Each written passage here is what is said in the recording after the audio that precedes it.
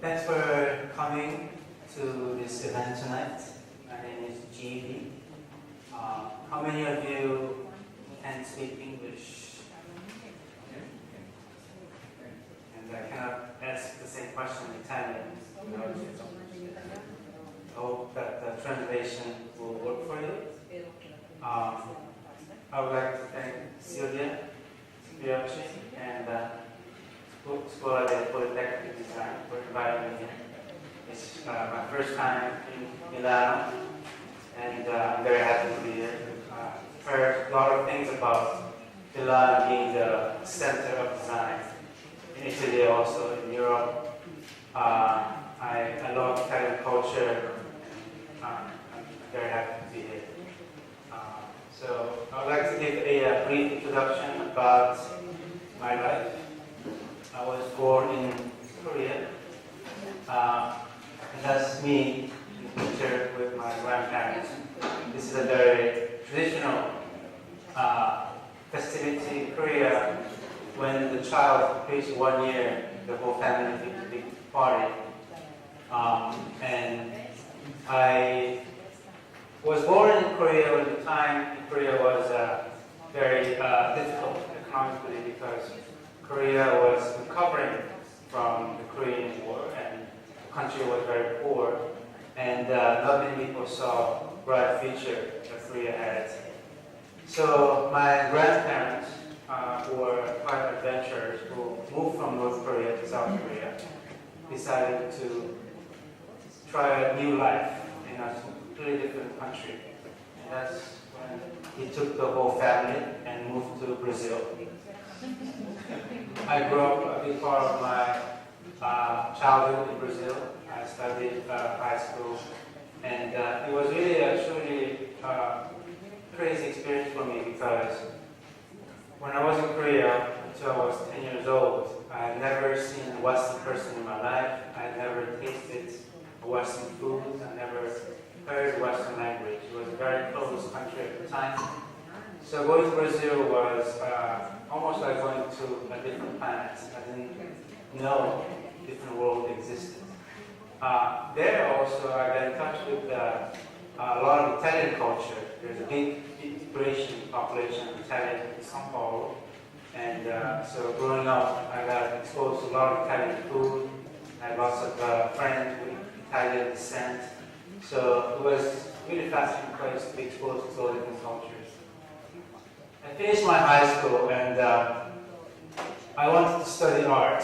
And there was no really a great art school in São Paulo. So I ended up moving to another crazy city, New York City.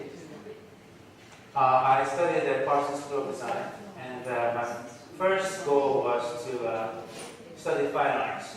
So I studied 1 year of fine arts when I was at Parsons.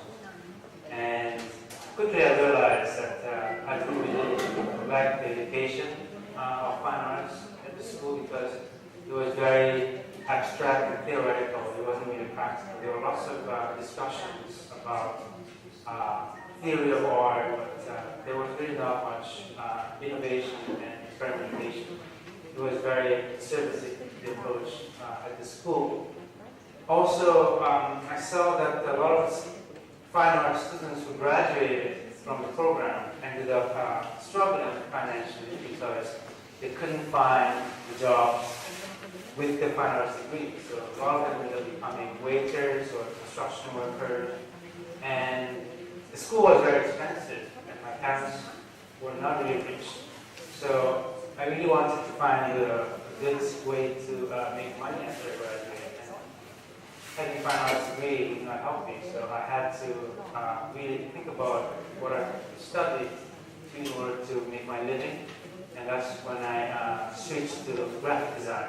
And I really enjoyed studying graphic design because I thought I could express all my artistic feelings and still make something that could make me earn money in the future. Here is the street that I live in New York City. I live in downtown New York, in East Village, and this is the view from the Google Street View. It's on 7th Street on Avenue C. This is the entrance to my building. And here is the look inside of my apartment. And here is my studio, basically my laptop. Wherever I go, the studio comes with me. And I spend a lot of time, maybe too much time in the studio. Here is one of my cats, Martin. Right there, he likes to catch birds on the window. And the other cat, Oscar, who is not very great in catching much of them. And some pictures of the office that I work. I work at Google office in New York. And it's a really big office. There are about 2,000 people working in New York office. And there are people who work in the marketing and sales, and also engineers and programmers. And it's a huge building, and it takes up the whole block of the city. And it's so big that people go around in these razors. It's much faster and fun. And the offices of Google across the world is very playful. It has lots of bright colors, and the environment is very relaxed. And you can dress as the way you want. So people go on sandals and shorts and so on. Here is a picture of the playroom. People come here from time to time to play ping pong or play video games and relax. And here are some of my colleagues I work together. Lots of people who work at Google are very young, and they're very bright. And my colleagues are mostly come from, they come from many different backgrounds. Some of them come from advertising, some of them come from design. They're filmmakers, editors, copywriters, and marketing managers. So I'd like to tell you a little bit about Google Creative Lab, what we do, and we are in-house marketing and advertising agency for Google. And Google typically does not do much advertising. It's probably you haven't really seen much of advertising on TV or magazines or billboards about Google advertising their products. But we see more and more the need to spread lots of Google products, messages to people outside, because people don't know that Google makes all these great products that are usually for free and is also very useful. And you can have a little glimpse of what Google products have to offer. Is right here. When you come to a Google homepage, very iconic and simple homepage, there are a few links on the top. And here, the tiny little blue link, you can see more.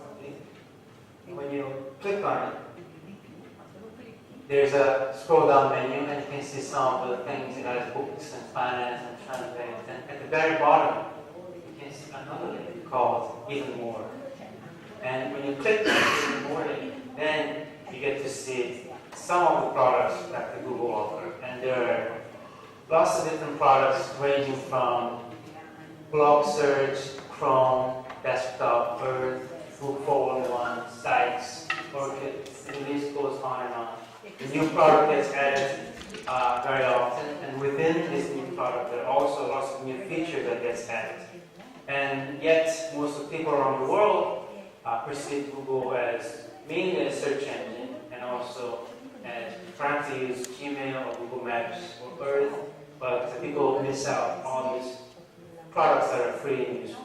So it's our job to get these products out to the world and have people try these products. Today, I would like to talk about the transformative power of personal projects. I would like to share with you my story of doing my personal projects, and why I started these personal projects, and how these personal projects helps me in my personal life, and also how they help me in my professional life, finding the jobs that I want, and to make me earn more money, and to meet good people, and get to come to a place like Milan and take in front of me. So when people graduate from school, people usually find a job because they have to pay for their living. They have to pay for the rent, they have to pay for clothes and food. And I remember when I first graduated from school, I was really excited because I finally got to do things I want to do and make money with it. And I quickly realized that the job that I was doing in my professional job was not exactly the kind of work that I was experimenting in school. And I realized most of the people in my area of design and also people in other areas, the professional life translated into simply making money. And the idea of job that I had when I was in school was radically different than the idea of the reality of job that people were taking. So, after 6 months, a year, a few years, I realized lots of my design colleagues or design students who graduated with me, they got kind of disillusioned with the job that they were doing in the design world because it became simply a job where you make money. And by the time they have to pay for their living and they have to pay for their loans from the school, and they cannot come out of that job because they have bills to pay. Some people develop their personal projects because they feel they have a bigger calling. If you want to, maybe some people have need to participate in charity, or maybe they have a project to write a novel, or they want to design their own book, and they end up developing these projects on their own. And they do that because they have passion for these projects, and they have an inside calling to do this personal project. Unfortunately, these two worlds don't often come together, and people tend to separate the professional jobs in the world on one side and their personal projects on the other side. And that's what I also did. I kept my job from Monday to Friday, and in the evenings, on the weekends, I continued to work on my personal project. And along the way, I started to realize that these two worlds actually can come together. And when they come together, there's something really wonderful and awesome that can happen. And that not only these two worlds can coexist, but at the same time they can actually complement each other and help each other. And here are some of the projects I will share with you, and hopefully you can see the link between the professional work that I do and also how this job has really helped me find a better job in the future. So the first project I'd like to share with you is called Word as Image. This project started when I was a sophomore at the design school. It was the first project on my typography class. And the task was very simple. The task was to take the word and take the letters of the word, and only using the letters visualize the meaning of the word. You could not take any elements outside, bring it into the word. So as an example, there is the word idea. So I just flip the I, turn it into exclamation point. So the teacher asked us to bring 6 of these examples. There is another example. Elevator. Diet. Election. Moon. Gravity. Tsunami.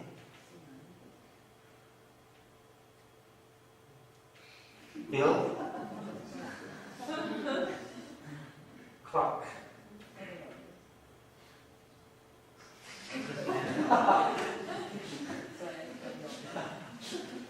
Van Gogh.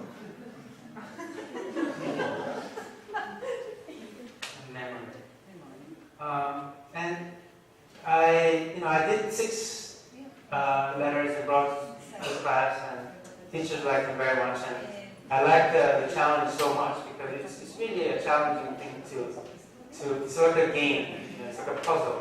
And I ended up adding more and more, and although the class assignment ended, I had just fun doing this stuff. So whenever, I looked at a word, I tried to think about how would it be if I tried to turn it into an image, or when I had insomnia at night, I would think about different words and try to type these words. So I have collected about hundreds of these word-based images, and just 2 weeks ago, I found a publisher who was willing to publish this as a book. So this project has been going on for the last 15 or 16 years, and it's rewarding now to me that there's people who are interested in publishing a book that I can share with them the rest of the world. The next project is called Univers Revolved, a 3D alphabet. This project also started when I was at school, and you're going to see lots of projects that I'll be showing you. It really started, had the germs, and had the beginning in the time that I was studying at Parsons. So when I was in junior year at Parsons, it was a time when they were changing from mechanical design to digital design. It was for the first time they introduced computer labs in the school, and for the first time we were learning programs like Express and Photoshop. And there was a class on three-dimensional design, and they were teaching a program called Adobe Dimension, very archaic, simple 3D program which doesn't exist anymore. And we were all experimenting with this program, and there was a feature in the program that allowed you to rotate an object around the axis. And I'll show you how this alphabet works. So you take the capital letters of the alphabet, and at the furthest left point of each letter, you draw an axis. And then around this axis, you rotate the letters until it becomes full circle. And then you have the entire alphabet from A to Z, plus the punctuation that you can see at the bottom. These are period and commas and question marks.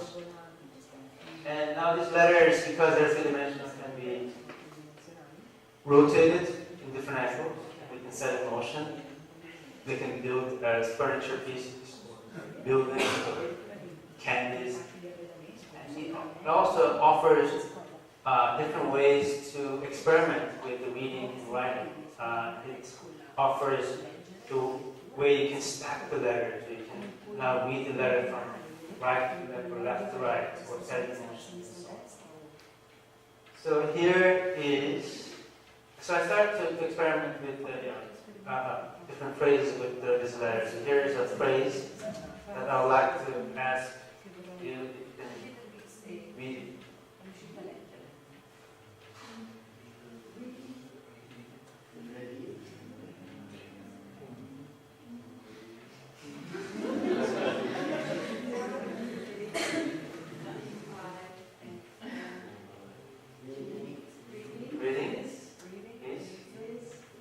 Fun, yes.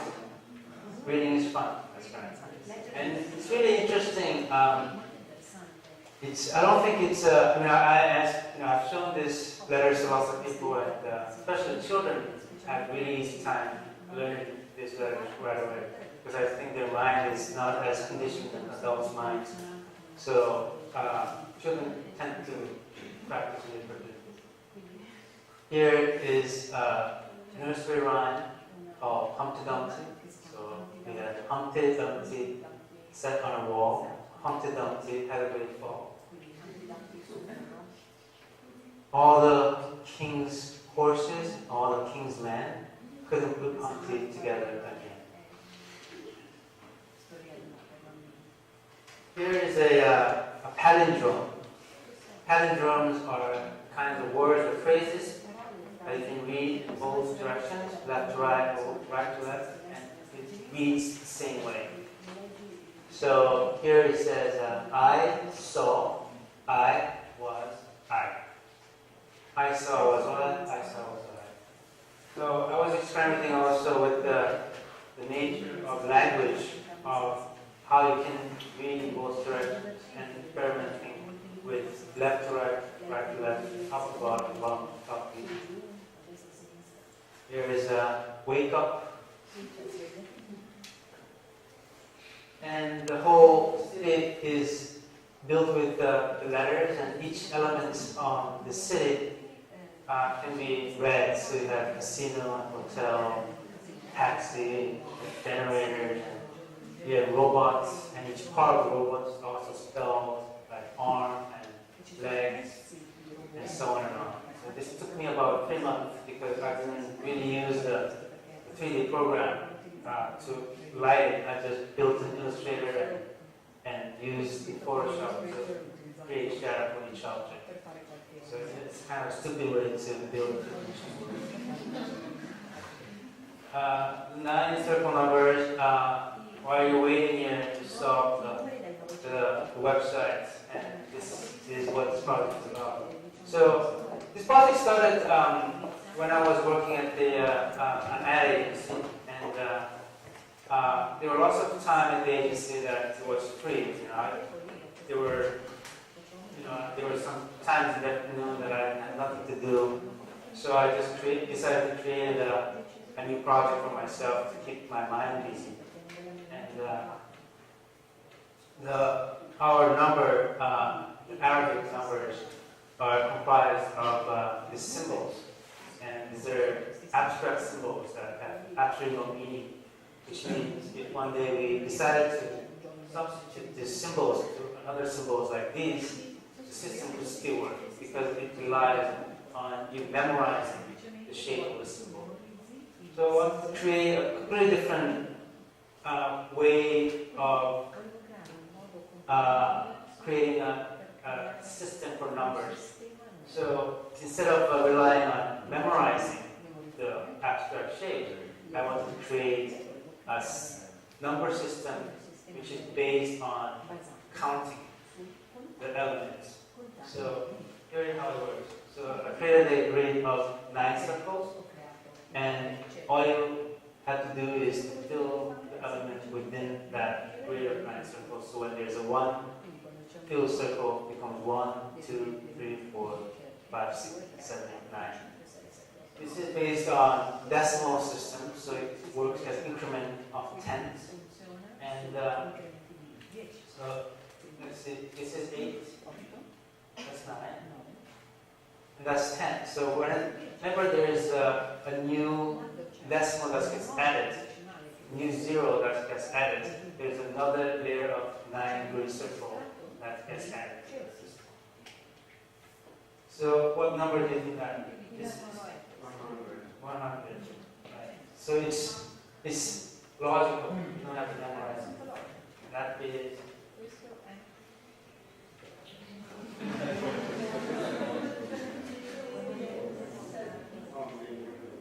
427. Right? And that's 666. And then I'm thinking that in some system I created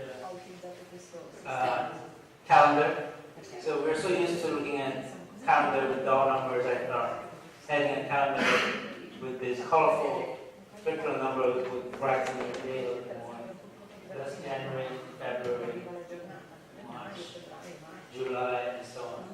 So the color of the month reflects the temperature of the season. That's December. And about a year ago, I ended up creating this Google Circle logo, which is just based on circles. And hopefully you can see the connection between my experimentation with alphabets and the number system I created previously, and how these two projects connect. This logo was used as giveaway stickers at the Back World Conference. And people really enjoyed this logo because it wasn't really an intrusive placement of branding, of corporate branding on a piece of computer or cell phone, but it was for playful and disciplined. Next project that I'll share with you is the bubble project. Perhaps the most well-known project that I've done in the past. And before I share some of the results of the bubble project, I'd like to share a little story. And I was working at a big advertising agency at the time, that was maybe 7 years ago. And we had big corporate clients like Procter & Gamble, and this case was General Mills. General Mills is one of the biggest food companies in the United States. And one of their most famous products is Cheerios. And do you have Cheerios also in Italy? Yes, we have. It's a very iconic product because all over the world, children, love this because it's very simple food and it's really sweet. The client came to us and asked us to create a campaign that communicated essentially that Cheerios come in 5 different flavors. Most people perceive Cheerios as this classic yellow box. So you had to communicate it comes in 5 different products, and you had to show the product, and you had to work as a billboard. So my partner and I, we sat down and we came up with this idea. Only their holes taste the same. And it made sense because the Cheerios looks like a donut, but the holes are always the same. So everything else changed, but the hole tastes the same. And we presented this idea to the client, and the client really loved it. The moment we showed this line, the client, they all laughed, and they thought it was really clever and funny. And we were both the agency and my partner and I were really, really excited that the meeting was going really well. So we thought, wow, this is much easier than we thought. This is great news. Until one of the clients raised his hand and said, wait a minute, we cannot say taste, we have to say flavor, because that's the corporate language they use when they're talking about their products. So we went on from taste to, okay, only the holes have the same taste. It didn't sound quite as funny or clever as it tastes like. So we're just having this long discussion. Should we do taste or should we do flavor? And the discussion went on for 45 minutes. And in the end, everybody was so pissed off and tired, so that the idea ended up getting killed. And that was a very typical example of what happened in this corporate environment, that lots of people lost sight of the message. Instead, they focused on their internal political, bullshit like this. And nobody cares. From the consumer side, people don't really think, it should be flavor or taste. I mean, they look at it, they think it's funny, and they memorize it, and they think it's interesting. So this was one small example of a lot of things that was happening at the agency. A very typical example. So after 4 years of trying to produce something that I thought was interesting, that I thought could be positive for the brand and good for the agency, I came to the conclusion that I couldn't really depend on others to make things happen. I couldn't really depend on the clients. I couldn't really depend on the agencies. I couldn't really depend on the account managers to make it happen. And that's what I did. I come up with an idea. I handed off to my creative directors and to account managers, let them push the idea to the client. And none of this idea happened because ideas get tested, or there's politics, or there's bureaucracy, always in the dying. So the solution that I came up with is that I will just have to do it myself. And doing myself meant everything from creation of an idea, planning, financing, production, and marketing, which means I have to become my own agent to do everything from the beginning to the very end. One of the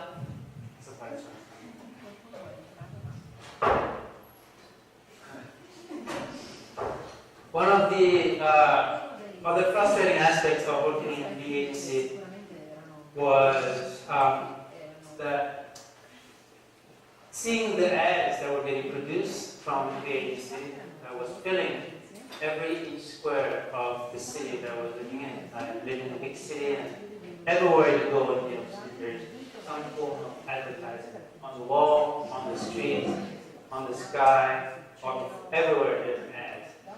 And I really didn't appreciate that because it was a form of a visual pollution to me. And I felt doubly guilty because I felt I was part of the industry that was creating this stuff all over the city. So I spent $3,000 from my own pocket, and I wanted to change this advertising. And I come up with the simple idea of producing these stickers, 30,000 stickers, and placing these stickers on top of ads like this, and like this. And leaving them empty to see what people would write. And I had no idea if people would write inside or if people would react to this at all. But quickly I realized that people really had a lot to say inside this speech bubble. And here are some of the results that I've collected from the street. So here is a circus poster, and someone wrote animal rights. And someone else wrote Mike Tyson with my ear off. And this person wrote I steal music. The other person wrote and I'm not going away. What am I going to do when I'm 23?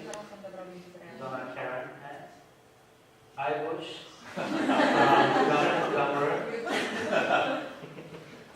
This is a Snapple ad. In India they're sacred, but this in India, bitch. I used to smoke crack on the 6th train. I used it to download porn. And one of the most refreshing things about this project was that people were writing simple truth about how they saw advertising. And it really exposed the discrepancy between what advertisers want to communicate and how the public perceives advertising. So that showed that how the advertisers actually have no idea what people are actually thinking. And there is this disconnect between the brand and the people that they're selling the brand to. I lost my other home to cancer. And not everybody wrote things, but other people ended up drawing things. Really interesting camouflage. This person followed me everywhere I went with the tiny little bubble stickers. And I've never met this person, but he or she put this little tiny stickers, and sometimes this person will write, this is a great project, and keeps doing it. And it was a kind of indirect dialogue and friendship that we developed with each other. A few months later, I started to notice that other people were placing their own bubble with their own messages. Sometimes it was political message, like ExxonMobil doesn't fill my tank. Sometimes it was some abstract message on the wheel, and sometimes it was an advertisement. So my new fire technique is unstoppable was a book by an author with the URL. So it was fascinating to me that the bubble offered a platform for people to hijack multi-million-dollar advertising campaign into their own personal advertising campaigns. When I collected several hundred pictures of the bubble project, I posted online on this website, and also I made a big effort to make this project open so people can download the template and print it and cut it and place on their own cities. And it really quickly spread as a viral project, and lots of people ended up participating in different places around the world.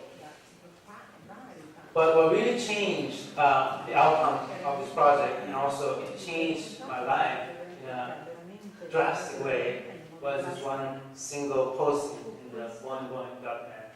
Does anybody know boingboing.net? Boingboing.net is one of the world's largest blogs, and they put fun cultural things. In the beginning, when the book website was on, I used to get 60 visitors a day or 90 visitors a day, and a good day I would get 120 visitors. And one day I went to check how many visitors there were, and there were, it said, 58,000 visitors. And for sure I thought it was a mistake, and I was trying to find out how this mistake had happened. And the next time I went back to the website didn't exist anymore because it had crashed. So I found out that all happened because of this one single post at Boing Boing. And because of that, lots of other bloggers started to blog about it, newspapers, TV stations started talking about it, and that changed the outcome of the whole project. It also became a huge project, and it changed my life forever. Here's a little video that I will show you. Finding from us the Bubble Project, splattered across magazines, flying across the TV screen, popping up on the computer, the average American is exposed to some 150 ads every single day. ABC's Bill Blakemore has the story of one man who has found a way to use those ads to make art. He does it by harnessing the creativity of the people, and it's catching on. Here's Bill's report. He calls it the Bubble Project. It's illegal. Whenever I see an ad, I forward the ad. A lot of people come to me and that's what I'm going to write on it. And I said, He wants the public to speak, and they do. Sometimes it's political comical. What country would Jesus bomb? Or the revolution will be outsourced. Sometimes it's social psychological. Why think about your life when you can watch us? Movie reviews. Why do I make such stupid movies? Sometimes it's cinematic, philosophical, comical, desperately seeking purpose, says our visual. There's now a book called Talkback, with a map showing all the countries that bubbling has spread to through the internet. there are also people who started their own bubble project, world..Com from Italy. He got bored working in an ad agency. So I want to come to simply by kind of strong, boring ads that we see. And the idea struck, and that was the top bubble sticker. But it's risky. We cannot tell you his name. I've gotten a few tickets. I am mostly very cooperative, and I promise I'll never do it again. I think on the bubble, a little dog is here. So I'm going to put another bubble right here to this guy. I'm going to give her a voice. What would you write? Bill Blakemore, ABC News, New York. Needless to say, that gentleman was in disguise because it is graffiti and what he's doing is illegal, but the responses are rather interesting. So, Bubble Project, that is something I did on my own because I was frustrated working in an advertising agency. Ironically, it opened lots of doors for me to work in some of the best agencies in Europe. I quit my job at that agency and I started freelance. And I got lots of freelance offers from ad agencies, which is only ironical to me because I was defacing the ads, the very ads they were creating, but they wanted to hire me to create messaging for them. And one of the lots of other freelance jobs that I did, I ended up meeting David Droga, who is one of the biggest names in advertising. He ended up inviting me to work at his agency he was starting called Droga5. In advertising world, Droga5 is considered one of the hot agencies right now. They have won some big awards, and it was really unexpected turn of events for me because the big agencies I was working for was not really creative. So I was very excited to be going back to an agency with a really creative vision that could really do some cool work. And the next project is one project that I did while I was at Droga5 called New Museum. And New Museum is a contemporary art museum in downtown New York. They opened their doors about 2 years ago. they unveiled this incredible building designed by Sana architects from Japan, and has this strange stacked box of 6 rectangles.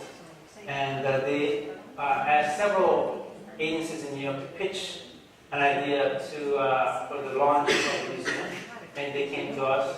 So we came up with the simple idea of, let's just take the shape of the building and use that as our basis for the entire campaign. So we simply traced the shape of the building, and we started using this as a window for all the messaging that we did.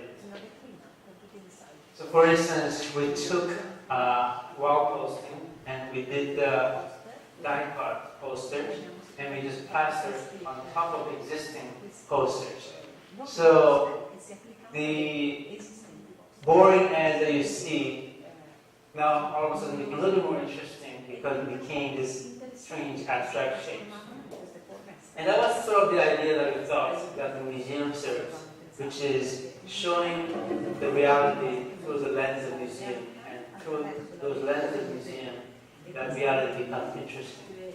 Obviously, we did this without authorization of iPods and Blender magazine. And you can see that there is a similarity between the Bubble project and the museum project.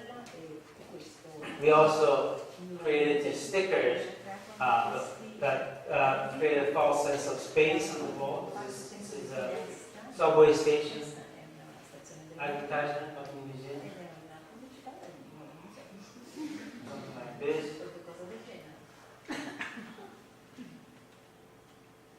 Also hijacked as on the bus, so now it is really focused on the beautiful curl of the news announcer that you usually wouldn't.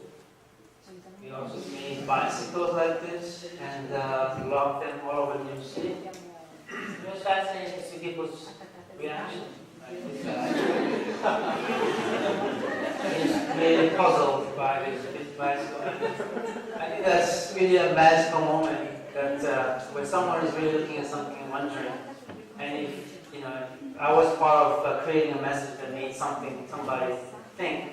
I think that's exciting for me. It's a really big reward. Here's another bicycle. We also collaborated with Carbon Pines, and they have one of the biggest billboards in New York City. Usually it's very controversial, this billboard, because there are lots of naked bodies. And we splattered this pink paint on top of it. Over the course of weeks, we ended up increasing the degree of paint. So at this point, lots of blogs and magazines and newspapers started to wonder what this splatter is about. Is this is it vandalism? What kind of messaging are we trying to do? So that was the best kind of advertising when other people were speaking for you instead of you speaking for them. And then, of course, we used the opening day, December 1st. And next is, I have different small projects that I do all the time. One is a business card. I have, I think, 4 or 5 different business cards. And each time I try to come up with a new and innovative business card that serves as an icebreaker. And business card is one of those things that people usually make something that smells and feels like another business card. There's some kind of logo, there's some kind of name and title and an address, and they all look and feel like other business cards. And that's the problem when you end up socializing in New York and your wallet is full of business cards, and you start looking at them, you don't remember who's who because they all look the same. So I wanted to create a little more memorable business card. And one of the designs that I come up with is this. There's nothing really memorable here, just email on my website. But if you turn the business card, you're going to see something like this. So here's a little survey of where I met him and how do I know him, age group, and more importantly, what can I get from him. because that's how things work, especially in New York. Everybody has an agenda. Everybody wants something from somebody. So it's mostly come down to either professional help, sex, drugs. You may have other things. And what does it seem to want from me? So here's a really fun icebreaker. The moment I hand out this business card, and if they're intrigued to turn the business card, and they see that, they start laughing, then we can start to have a conversation. And that's really the purpose of this business card. And through this business card, I can connect with this person. So in one of the experiments of designing business card, I came up with this idea of designing a Google business card with my name on it. So I can just simply make this business card, people can just type in and find out my name. Fortunately, I'm the first one on the list, so that makes it a little easier. So I came up with these ideas and I presented it to people at Google as, hey, this could be a really good way of promoting something within Google. And at the time, we were launching a product called Google Profile, which is a tool that allows you to create a profile of you online with the exact information that you would like to put in there. So you can put your location and your profession, so people can find you and find the exact and the right information about you. So I got in touch with the profile team and I said, hey, I have this simple idea. You guys are launching Google Profile, so we can perhaps give this as a promotional card for the first people who sign in for free. They thought it was a good idea, and they started to research about it, but they were so busy and there were so many other things that they kind of lost interest, or they kind of lost the focus. So I pushed it, but I didn't really have a reply, so I ended up giving up. So I just, did this on my own and I put it on the website, and somehow this piece got picked up by different blogs, and all of a sudden it was all over the web. And a few weeks later, I got a call from someone from Google Profile team, someone different, and said, hey, you created this Google business card. It's a great idea. Can we use this to promote Google Profile? And I said, yeah, sure. And they ended up producing 50,000 business cards. They doing 200 business cards for free for the first 5,000 people who signed up for Google Profile. So it's very funny how things work. Sometimes if you try to bang on the front door, the door may not open, but there's always a side entrance to get to the place you want to go. So I would like to share some of the projects that I'm doing for Google, the Google Chrome, because who knows what Google Chrome is? Yeah. Most of people do. It's getting really dark here. Do you think maybe we can open the shadow? Otherwise, people are going to fall asleep. So Google Chrome is a new web browser by Google. There are lots of different browsers. There's Internet Explorer, there's Opera, there's Firefox. And Google created our own browser. And we designed this browser with really fast, but also we designed this browser to become an operating system in the future. The biggest challenge for us to promote this browser is that most of people don't know what a browser is. So it's almost like if you have to sell airplane tickets to people who don't know what an airplane is. It's an almost impossible task. So the first thing we did was, okay, let's find out what people know about browser. So we ended up, me, myself, and one of the interns were working at Google. We went to the Times Square and we interviewed people. And here's the interview. Google, we're here at Times Square, New York, to find out what is a browser. A website that you can search on, I think. I call it a search engine. That's what I call it, a browser. What is a browser? Browser is a search engine. It's a search engine. Browser. What? It's where I search through, like define things. It's where you put your search terms, correct? What is a browser?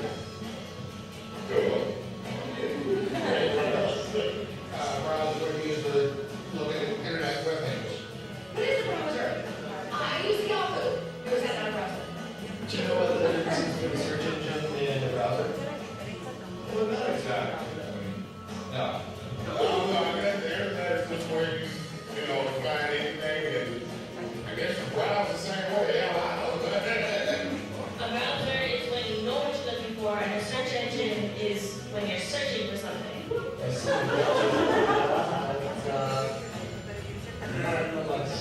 you know what the difference is between Google and your browser? No, not really. What browser do you use? I use Firefox. What made you switch to Firefox? My friend came over to my house and erased all my other browsers and installed it instead of using this now. What browser do you guys use? Google. I only go through broadband. Maybe with the Explorer. I'm not a computer guy, I might be the wrong one for this. What browser do you guys like to use? Use Google. I use Google. Google predominates the market, obviously, but I can't tell that you're the average.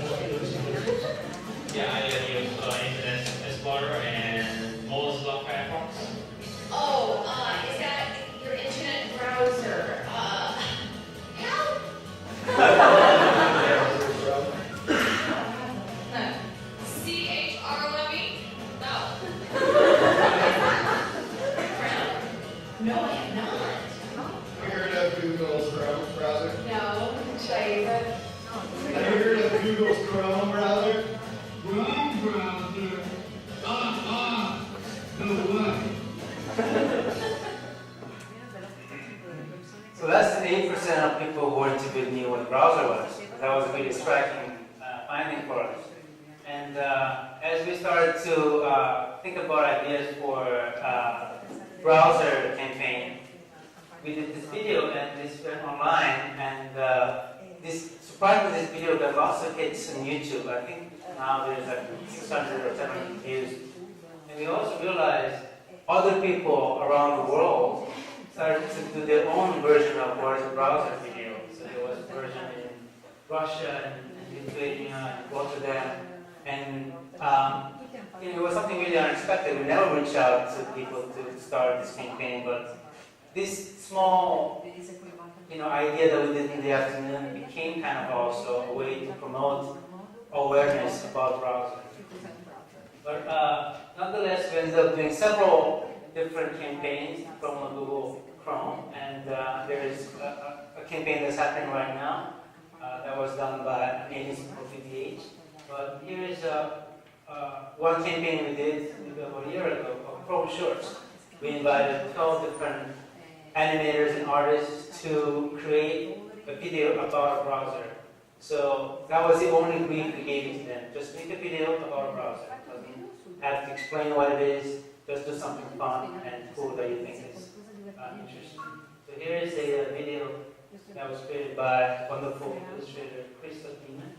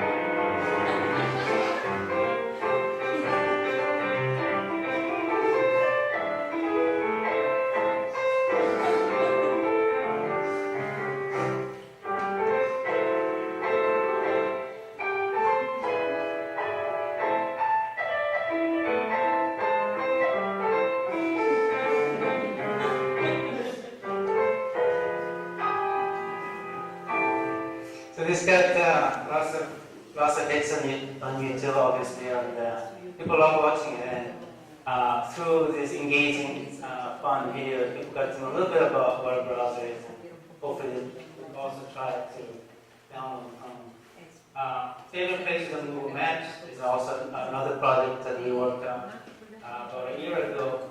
Most of people perceive Google Maps as a place to find address and direction, but also Google Maps is a great resource to find different businesses. If you come to Milano and you want to find the best pizzeria, just type in pizzeria in Milan. It gives a list of best pizzerias, people give rating, photographs, and location.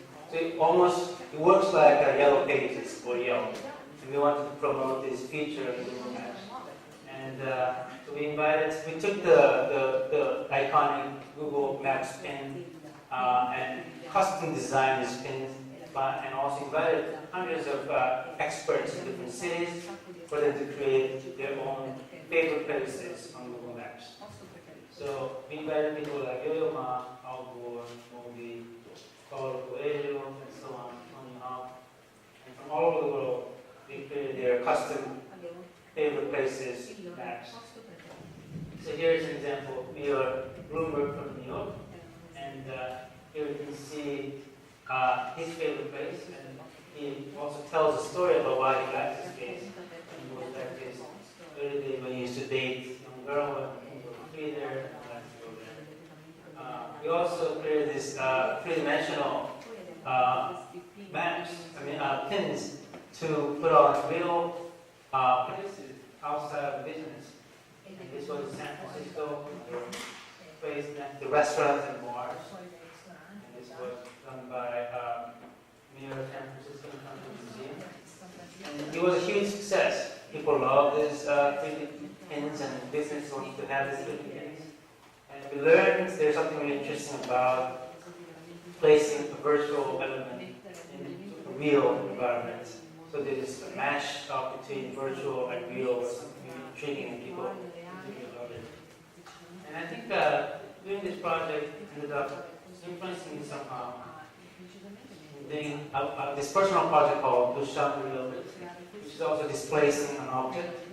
So I took the famous Duchamp bicycle wheel, and I started to place them all over New York City, just launching them randomly in different places in New York. And this is in front of the Museum of Modern Art, where the actual original piece is inside. And when I placed this, I remember the guard of MoMA came out and was really, really intrigued to look at it, because he was used to seeing the entire museum. He was really puzzled at what's going on. Here's another one. So again, there's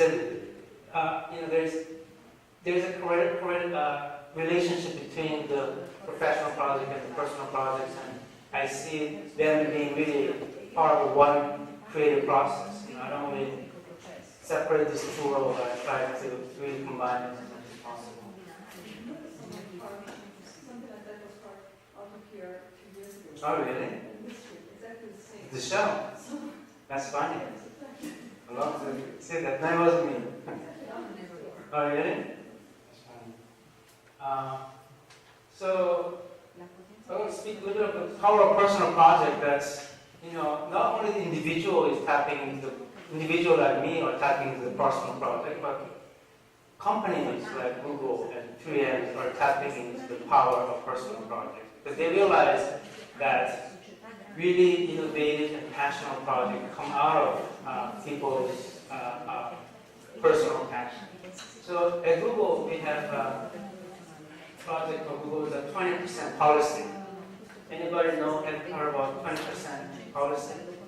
So basically, the 20% policy is based on the idea that everybody who works at Google has 20% of their time, or 1 day out of 5 days, to devote to projects that, whatever project that they are interested in, they can create a new project. So you don't have to be brief, it doesn't have to relate to what you're working on.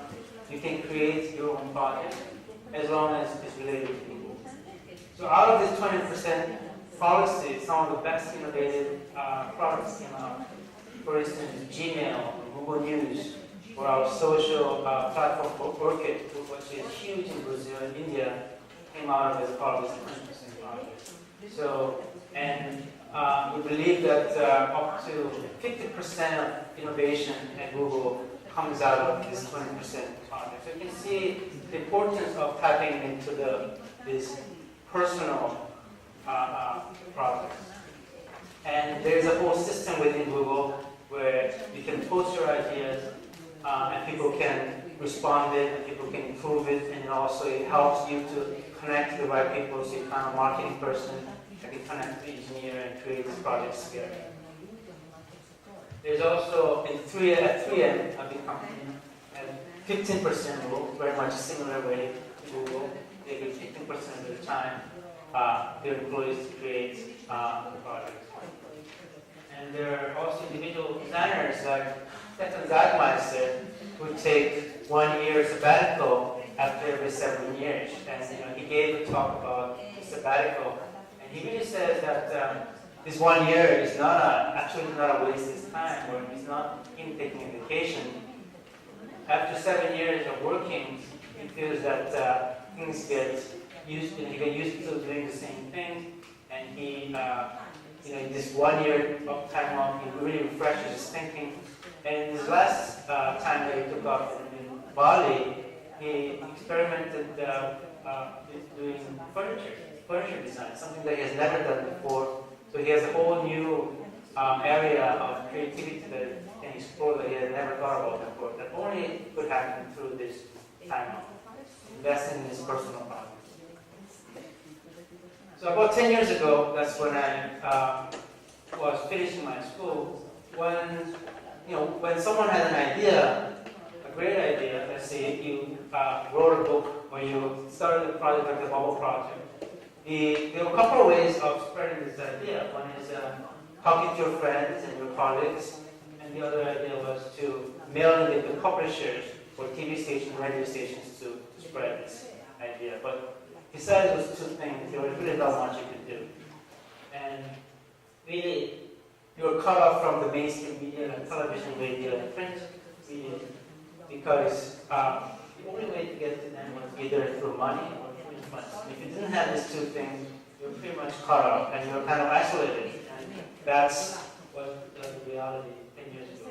Obviously today, if you have a great idea, all you have to do is sit in front of the computer and then start blogging or tweeting or putting on your Facebook and emailing your friends.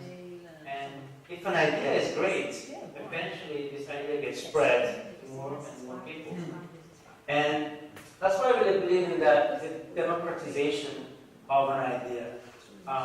There are some things that I've done, 12 years ago that has been sitting on my website for a long time, and all of a sudden get picked up by one blogger, and they get picked up by another blogger, and then all of a sudden it spreads onto the web. So if an idea is truly great, is meaningful, eventually you'll find a space online, and people are going to talk about it, and you're going to find partners and so on. So once that gets spread online, quickly the mainstream media picks on it, like the ABC News got picked on. So it's still the opposite. 10 years ago, the power was with the media.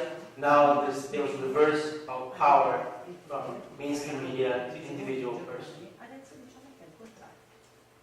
So the power to the people is really the reality now because of technology and because of the new technological platform that we have. So a few of the examples that I see online that I feel really inspiring is Justin Igniak's Once for Sale project.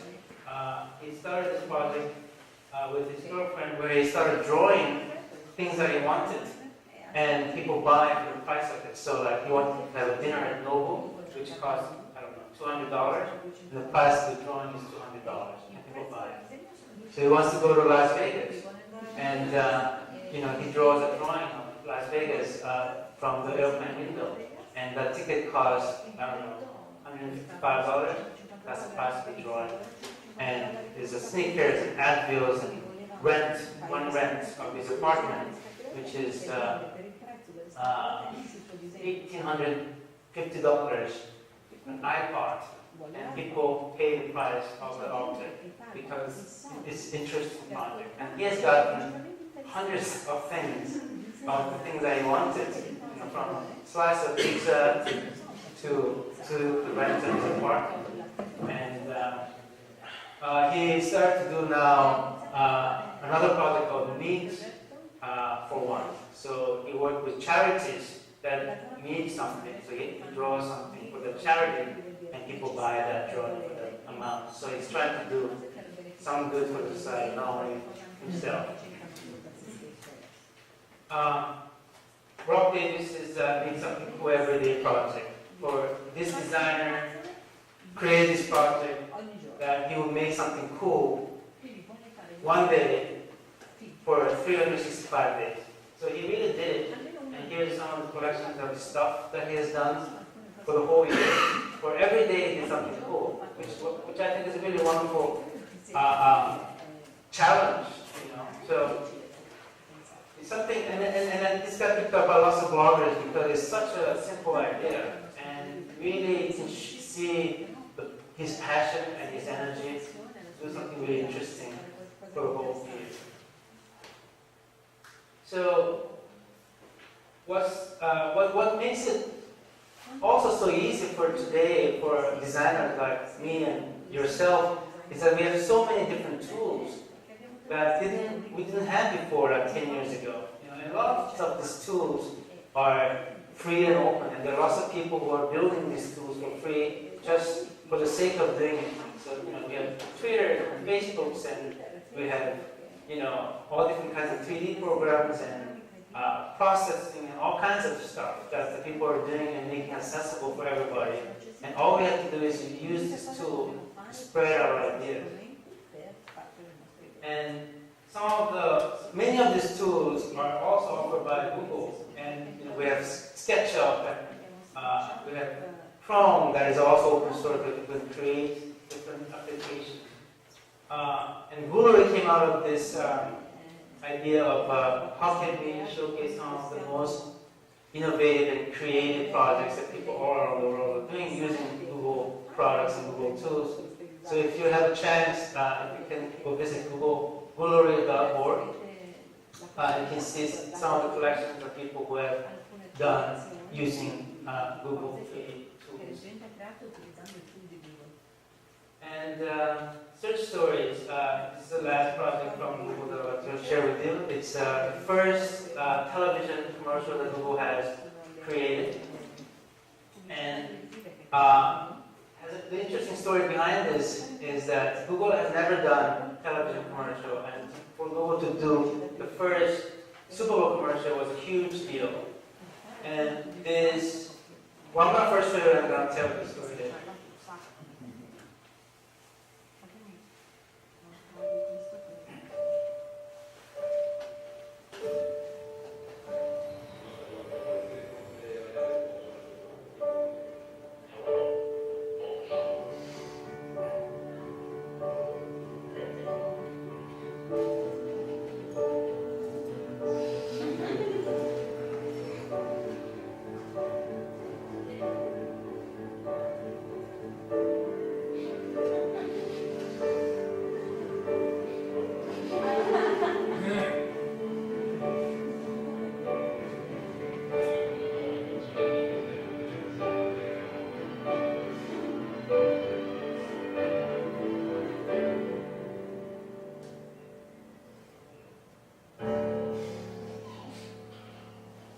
So we ran this a minute-long commercial in Super Bowl last year, and it was a huge success, and it was regarded as one of the best commercial of the year. And the nice story behind this is that this commercial was created by two interns in my group. They just graduated from school and came join our group, and we were working on this huge project of coming up with a campaign for search. And they just one afternoon sat down and they literally did this, and they said, we have this, and everybody loved it, and we showed it to the founders, Sergey Brin and Larry Page. They loved it, and so they said, let's run this as a Super Bowl commercial.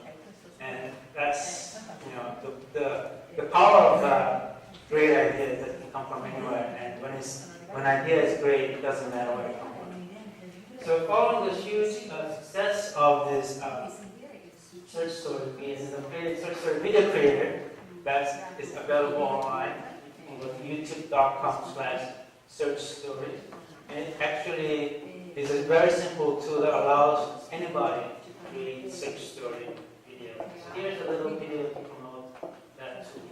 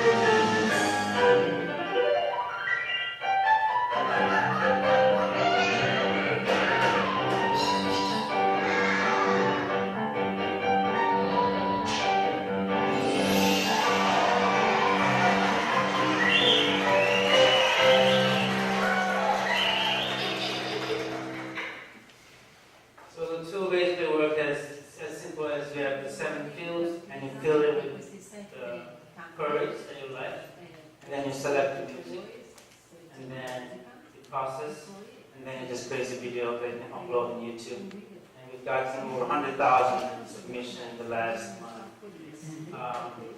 And that's, and finally, I'd like to share one small project that I've been doing. There's several projects like the World Image that has become my lifelong personal project. And it's really nice to have a lifelong personal project. It's like having a good friend who is always going to be next to you, that you can always rely on. So whenever you're frustrated at work or things are not going well, you can always look up to your good friend and work together.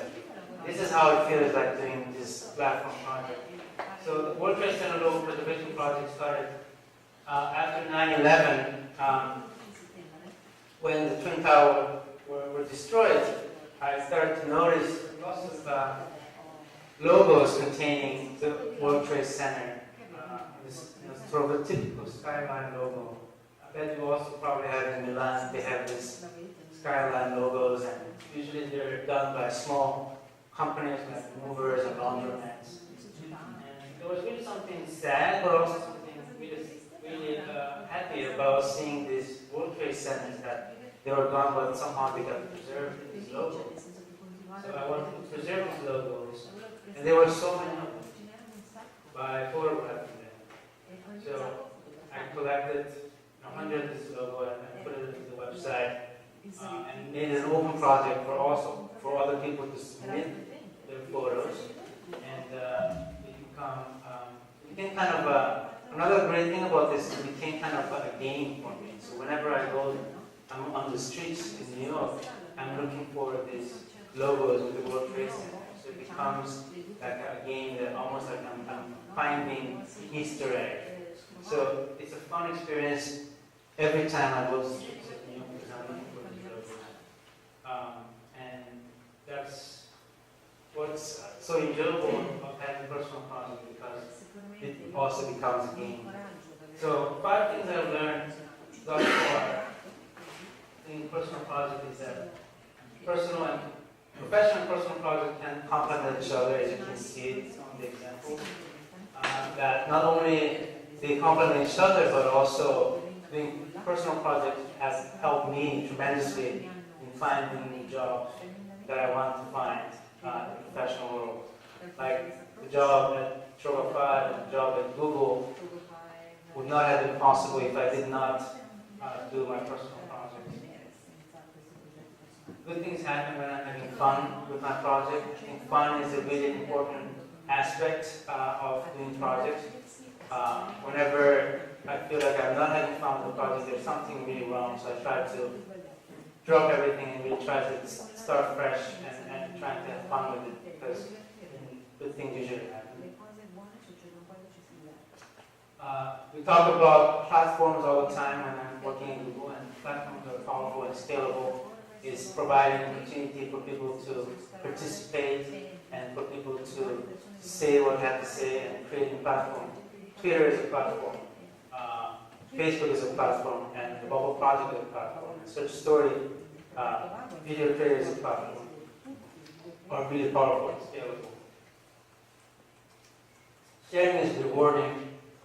When I was at school, my teachers used to say that once you have a good idea, you should protect this idea, because people can copy it or steal your idea, so really protect it and try to copyright it, try to hide it. But things have changed drastically since then. We have open and free culture online, and there's new copyright issues, with Creative Commons, and sharing has become really common. And there's a reward that comes once you're sharing something at a much bigger scale. And finally, I think this is the most important of all the lessons, is that ideas are nothing, doing is everything. In the creative field, I hear lots of people with lots of great ideas. They say, I have this great idea for a store, I have this great idea for a novel, and people love to talk about these great ideas they have, and not many people end up doing this idea and making it a reality. And it doesn't really matter if the ideas are good or bad. I think the most important thing is just making this happen and doing it, and just keep doing it. And in the end, great things will come out of doing this project. So that's my little story, and I hope you enjoyed it. Thank you very much.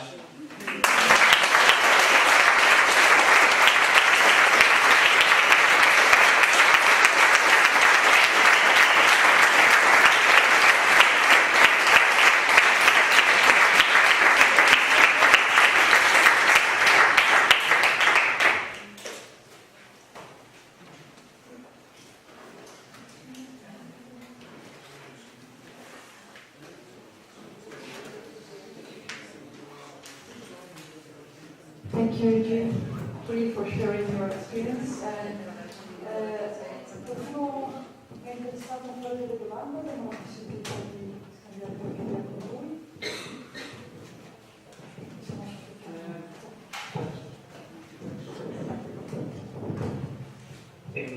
Just a question.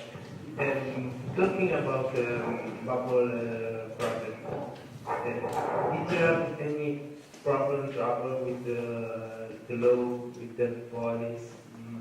Yes, that's a commonly asked question. That the question is, did I get into trouble with the law enforcement? And yes, I did get in trouble with law enforcement.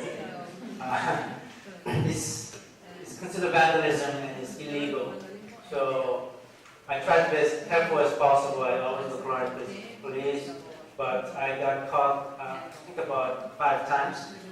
And it all happened in the subway. Subway is the most dangerous place to do street art because you're trapped, you cannot run away. And they're also undercover police, so they stopped me 5 times, and usually they give you a ticket that costs anywhere from $50 to $100. And I usually say, I'm sorry, this is the school project I'm doing. And if you're in bad luck, they can take you to prison and spend the night there. But fortunately, thus far I haven't had any problem of going to prison. But so getting 5 tickets were a problem.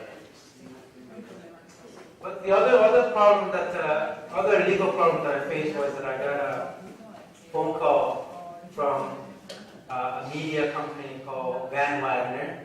Yes, one of the lawyers wrote an email and called me, and they said, you're the guy behind the whole project, and you're destroying our properties, and you have to stop right away, because otherwise we're going to take some drastic legal actions. So I got really scared, and I ended up hiring a lawyer and had to say, what do we do? And the solution that we came up with was that I stopped doing this project, but there are other people out there who are doing it that I don't control. And that's partially true. Obviously, I will continue to do, but there are other people who are doing it on their own. And there's nothing I can do. And that's another great thing about doing an open project. Other people participating that they're all responsible. We're all equally responsible. So they stop harassing after that.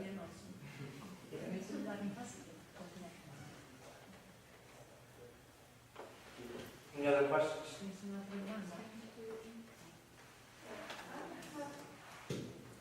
Question, because you find yourself on both sides.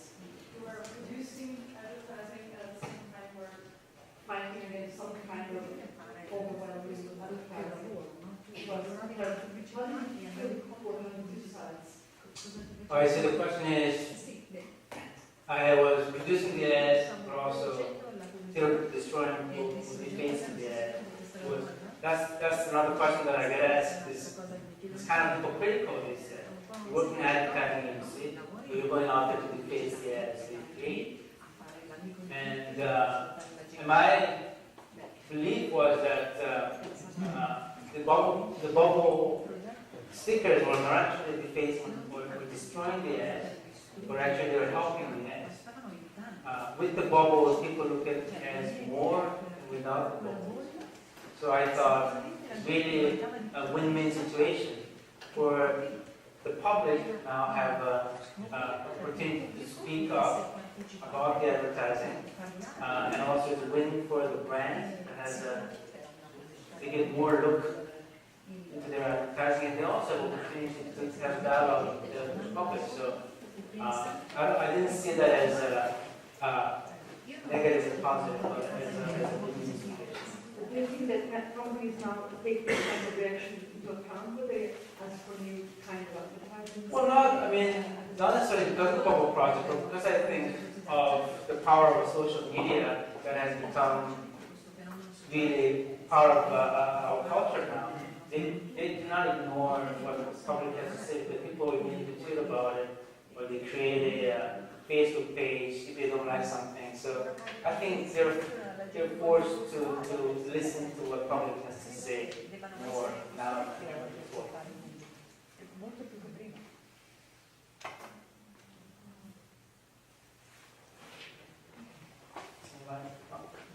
Yes, question? I can say it. How do you send our CVs to you? Our CVs? CVs? Oh, you can just send it to me in my email. You can just go to pleaseenjoy.com. And there's a GD at pleaseenjoy.com.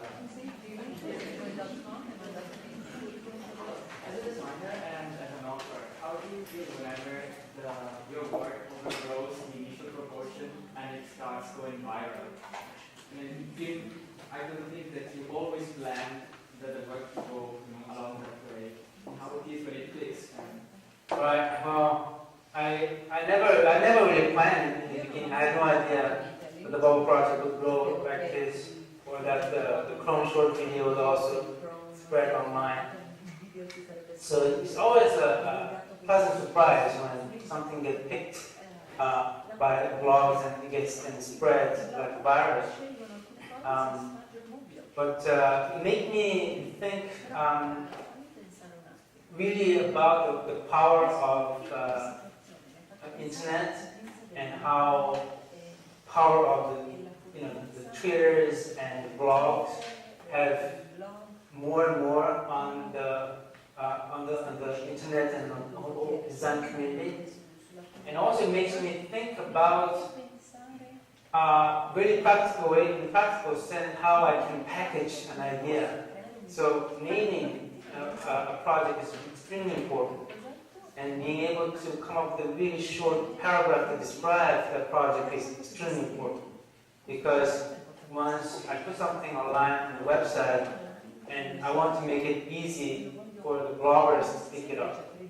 So therefore, the naming and choosing the right image and having the right phrase is important. And that's something that when I teach at the School of Visual Arts, I teach the design students there, and I give so much emphasis on the presentation of an idea. That the presentation of an idea is as important as the idea itself.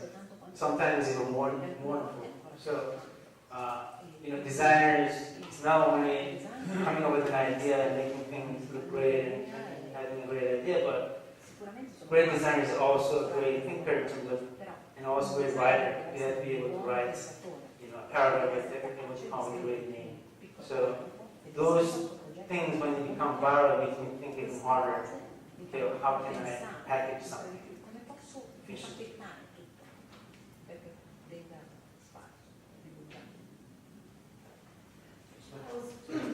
I was wondering if your passion you have for doing your job was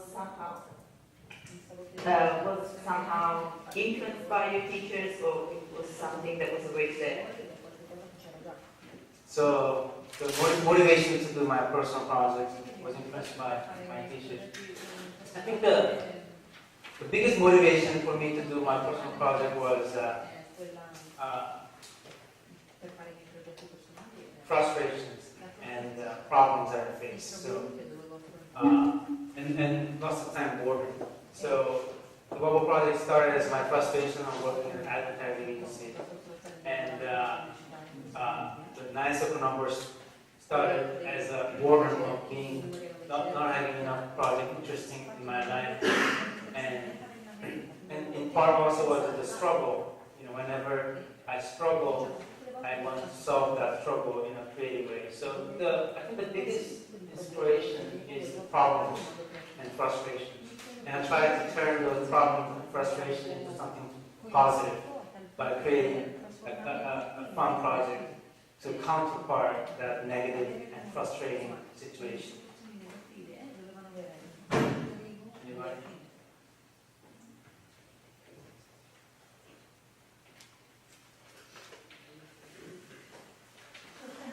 Thank you very